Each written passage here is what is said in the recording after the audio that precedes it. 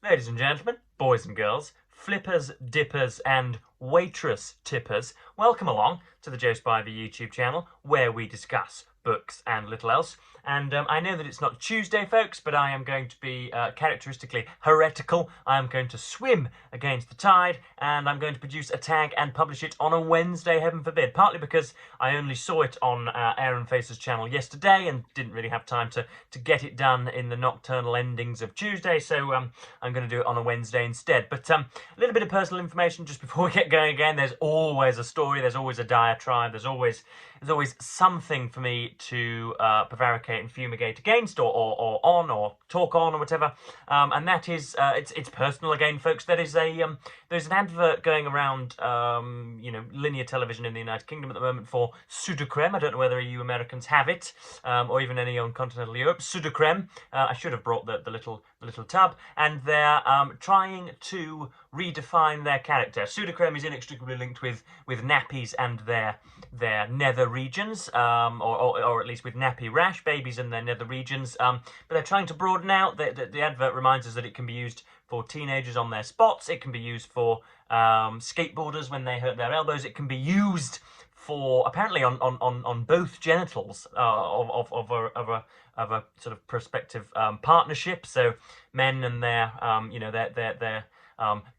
dripping tricklers can use it on those parts, and it can be used on women's purse-like compartments and in sort of intimate pockets or whatever. But I've been using it on my chest recently, because if I were able to do the kind of Clark Kent Superman and burst forth with my chest out, you would see the kind of a weird red tessellation here. I told you about the airstrip of sunburn that was on me the other day, and that got worse and worse and worse and worse and worse. And obviously 48 hours after you've bathed in the sun, something about the chemicals in the skin, the epidermis, and the dermatology, it all starts to mature, and it releases histamine, and so you start to itch. And I was itching like a good one last night. I was very much like a kind of measles-ridden, a chickenpox-riddled hedgehog. I was scratting away, and so I've suffered like a good one, as I've said. I managed to get a reasonably decent sleep, but if I were to, it would be shocking, folks, if I were to unbutton my shirt. I know you've all been calling for it for months and months and months, but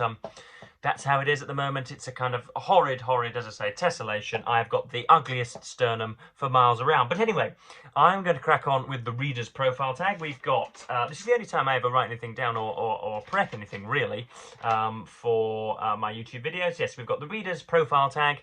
Somebody will have originated it, and I just haven't gone to the levels of crediting that person. But I saw it on Aaron Facer's channel, and yeah, I thought I'd crack on with my own. So yeah, some very, very fecund prompts indeed. Question one, or prompt one. What for you makes a good book? Now, I could be sort of romantically pompous with all this, and I shall try my best, don't you worry. I've written down a very, very, very short 5-line paragraph indeed. As you well know, I am a storied literary critic / book reviewer, so I can be relied upon to give my outline the prerequisites of a decent book any time of day, but yeah, I've limited myself to 5 lines here, and I'll expand upon those. I should really be doing a 15,000 word essay on the subject, but yeah, what for you makes a good book? I've put usually it must strike a balance between kindness and cruelty, madness and tact, breadth and granular focus. I want to feel as if the writer has both cackled behind the typewriter and shaken with fear before his boiled eggs. A book done, in other words, with learned care. So that's me reading out my writing. Essentially anything that is either something which is expanding upon an interest which has already been curing inside of me, or just a book that has been done with great care, obviously done with great care. I think there is commonality between all the books that I have castigated. Is that right? Castigated? Castigated. I'm going to go with it. It's worth 4 points if you're playing Joe Spivey Verbal Bingo this morning. Yeah, all the books that I've castigated can be linked by an authorial carelessness, folks. Jot that one down. A kind of just a lack of care for the reader. Either they are shirking or skimping. Books that either are invoking cliches or redoing tropes in an unvaried way, are just very, very obviously wanting money rather than, you know, critical acclaim. In other words, I can outline what makes a bad book, but a good book is essentially anything which isn't a bad book. There are very few good books out there, folks. Most of them are passably decent. So yeah, anything that has an observable style to it, like we could talk for ever and ever about what constitutes a different style, but something which is sort of a prose style which is recognizable from space. Yeah, something done with care. That's all I'm going to say. And the more indeed you might, some of you might be furrowing your brows with confusion at this, but essentially the more you read, the more you get used to this. You can spot something which has taken great effort at 1,000 miles, and you can spot the obverse to that, which is something which has just been rattled out to put shoes on the children's feet. You can spot that very, very easily too. So yeah, I hope I haven't butchered that. I hope I've given you some decent pointers, I suppose. But yeah, that makes a good book for me. Prompt number two. That's the most complex as well. Bizarre that the most complex and thought-provoking and trying and taxing prompt was the one that was first. Prompt 2. What are you currently reading? And I can give you an example for this. It's Michael Sheldon's biography of George Orwell. This gives me an opportunity to perform a shameless plug, folks. I'm going to be writing about this for my Substack in the next day or two. I am but 50 pages from finishing. Most of it is in bibliography and references and justifications at the back, so I'm only about 50 pages from finishing. And yeah, it's been very, very good indeed. Obviously, nowadays George Orwell is plastered all over Twitter, or indeed his quotations are plastered all over Twitter to just justify anything from bread baking to female subjugation.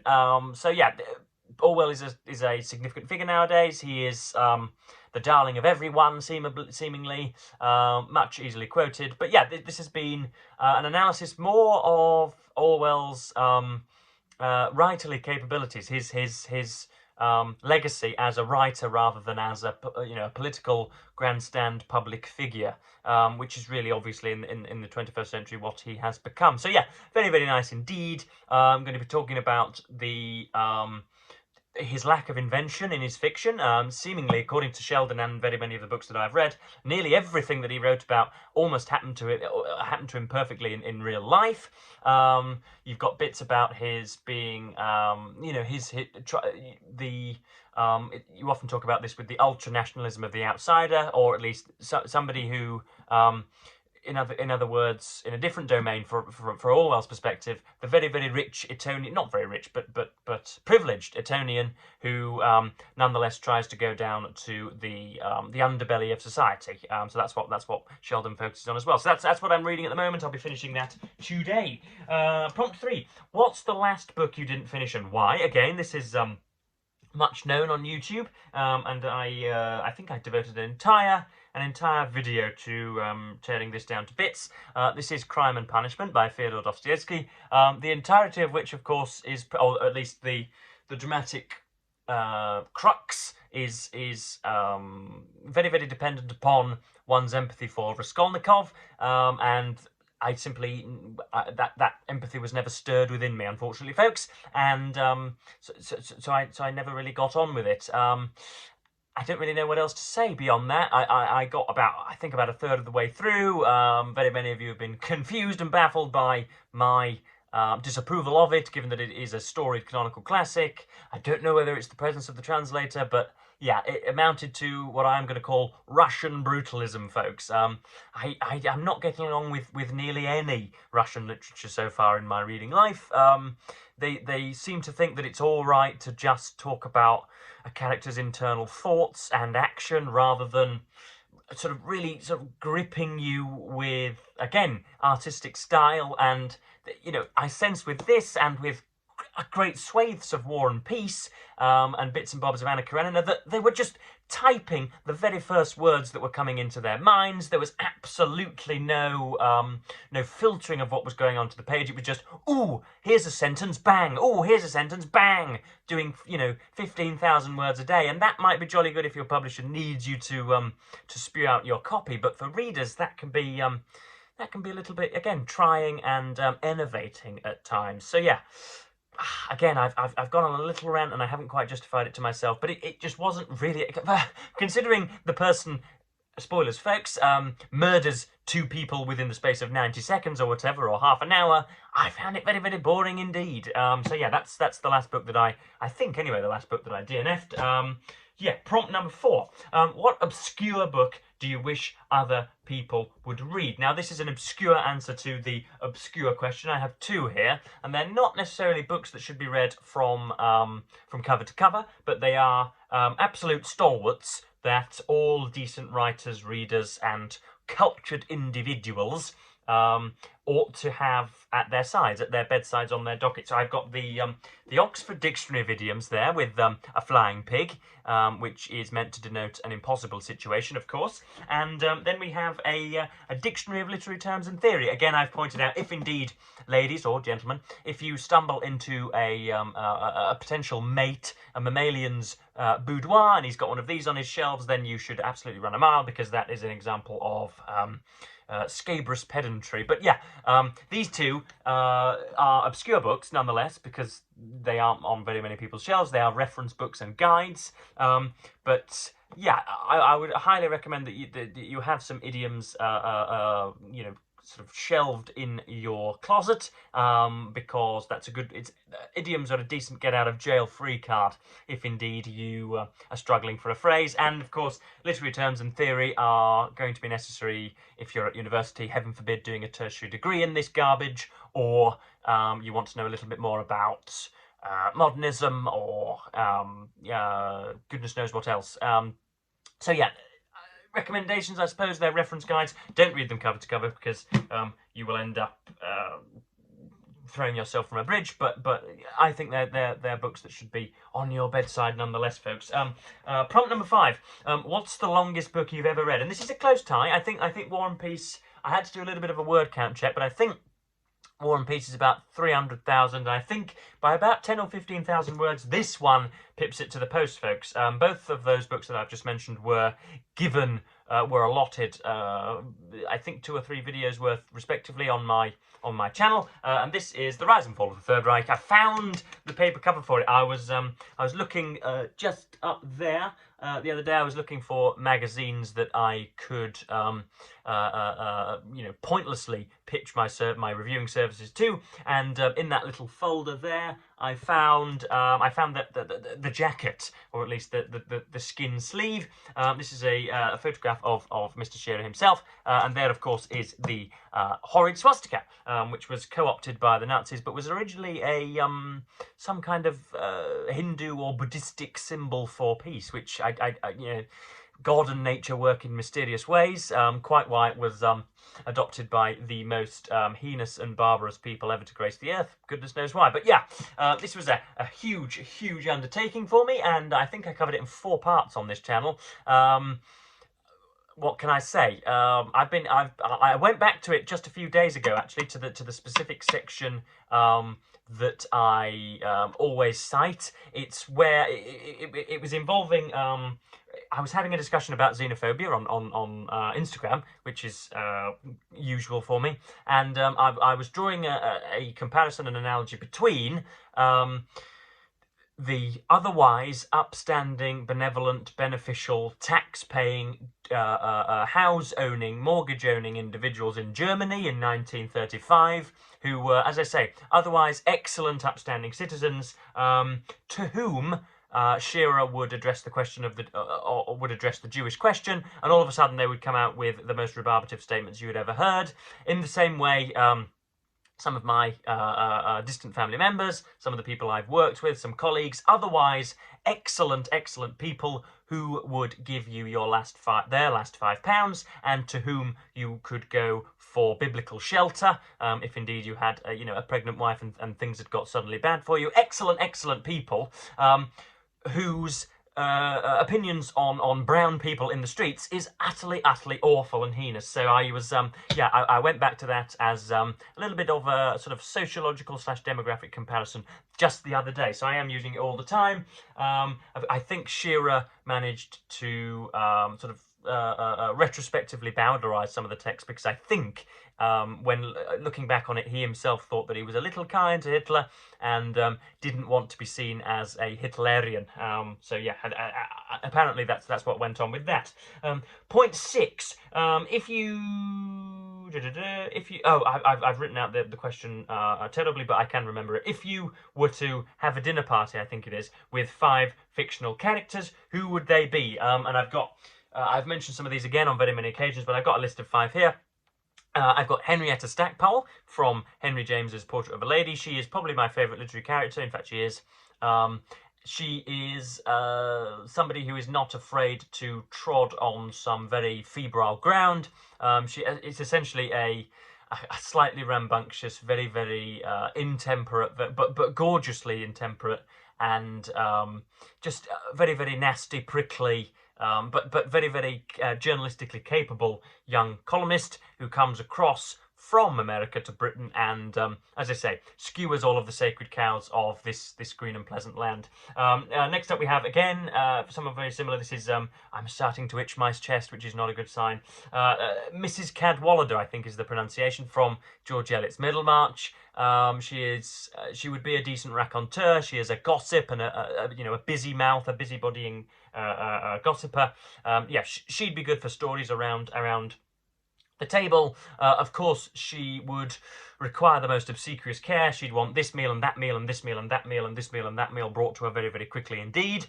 So she would be testing of any host, but I think it would be worth it for the conversation. Falstaff, again, yeah, boisterous, rosy-cheeked, guaranteed to empty the pantry, a very good conversationalist, very, very humorous. I've got, for some reason, I'm regretting putting this down, but I can't change things on the Who, folks. The 4th one is John Self, from the central protagonist of Martin Amis's 1980s novel Money. I've just read that, and so he's on the hippocampus, trotting on the hippocampus. He is somebody that would be able to test all of the wine, and he would, later on in the evening, when he got so obstreperously drunk, would provide us with endless fun when he starts to mount the table and frisbee ashtrays across the room, when he when he starts tripping about, when he starts feeling up Mrs. Cadwallader and Stackpole in a kind of non-harmful way. I'm sure it would all be very fun. And then last up but not least, I have Jeeves from Woodhouse's Bertie Wooster series, essentially the Jeeves series, because obviously the whole humour and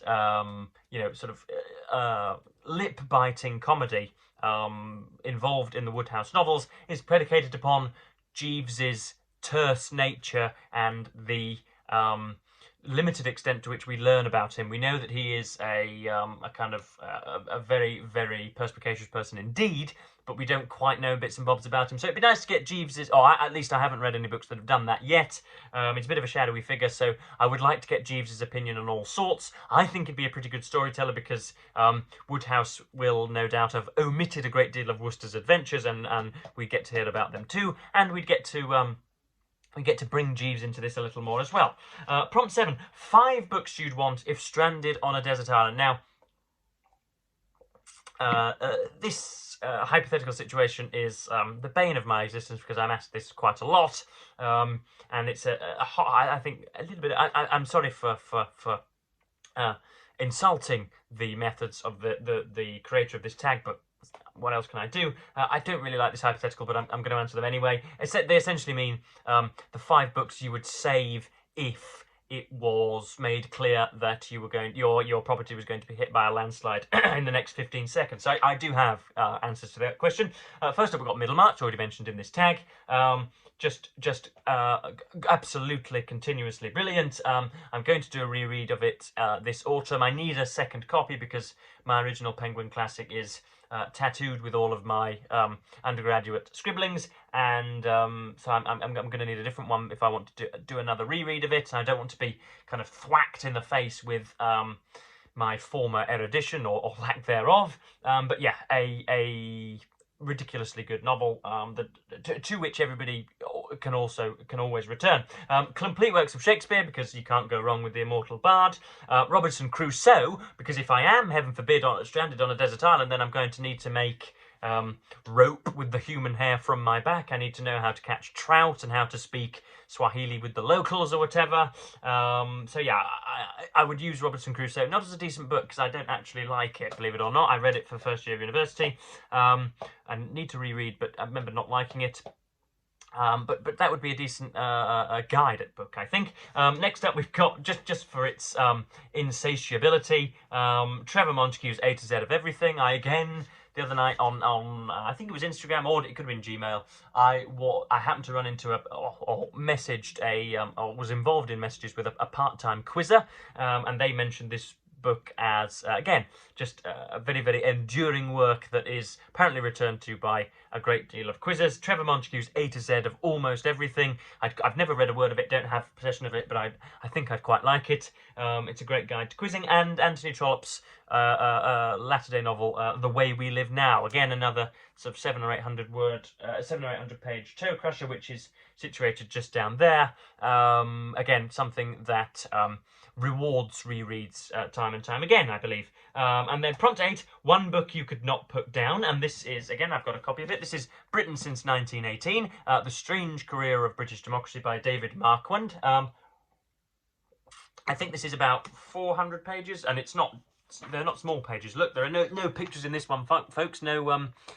bread trails, no goblins, no gruffalos. This is all words on the page, and I think I got through this in about 3 days. I devoted the first half of a YouTube video to this, I think. Oh no, a whole video. It was I think I titled it "The Best Work on Democracy You've Never Heard Of." Very, very clickbaity.